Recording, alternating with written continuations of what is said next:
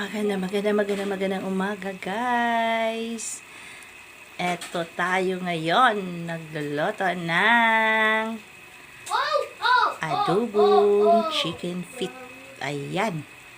At nakakamiss kumain ng paa ng manok. Kaya ayan. Loto-loto muna tayo ngayon.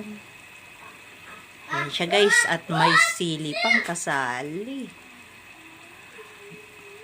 Yan muna natin siyang kumulo-kulo para medyo masarap at lumambot ang paa ng manok. Nakakamiss, guys, kumain ng paa ng manok. Kaya ayan, hintayin muna natin na maluto siya. Luto-luto na tayo ngayon, guys. Paa ng manok. Yum, yum, yum, yum, yum. Yan na, guys.